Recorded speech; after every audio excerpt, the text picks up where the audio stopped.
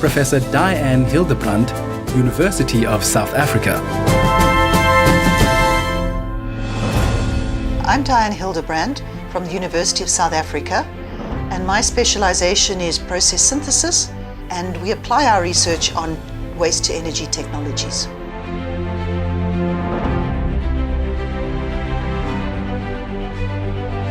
I'd started off in a very theoretical field, and we developed beautiful maths, and it's actually taught around the world now to undergraduates. But the question then arose is, how do you apply this to a real problem? We could answer the research when all the questions were well posed in terms of what we could answer.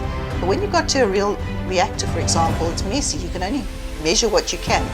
And how do you take that situation and apply it? And so that was, I think, when I took the step from going from theoretical research and trying to apply it in real life. So what motivates me is to find new ways of producing energy from feedstocks which we currently regard as waste. For example, garbage, sewage, manure, waste biomass. And how can we make things smaller and more efficient?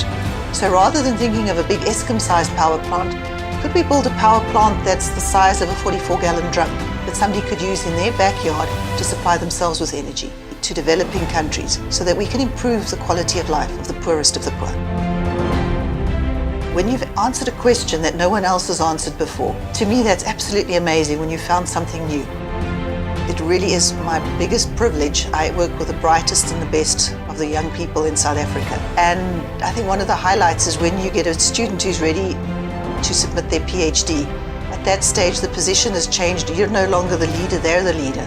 And I love that look in the eye when they're trying to explain something to you and you can see them thinking, she's so slow. Can't she get this? And you've asked them to explain it to you the second or third time. And then you know they're now ready to take over the field. They're the leader. And that is always very rewarding.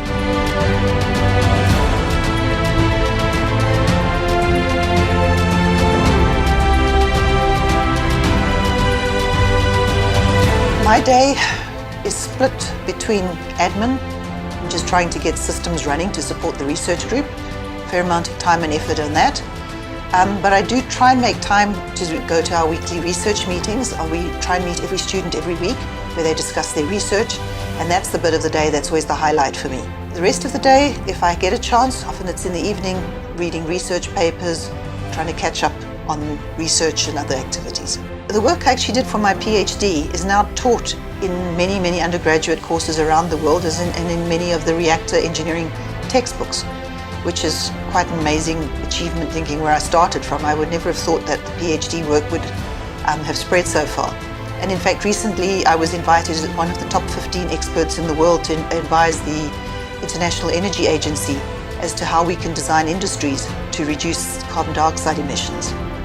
What I'd like to see in the future is that people see waste as having value. I would love to see that there's no plastic packet, no plastic bottle, no litter anywhere.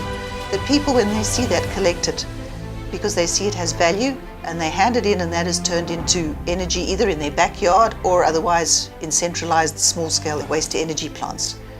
If we could do that, I think we'd have made a huge difference to the environment.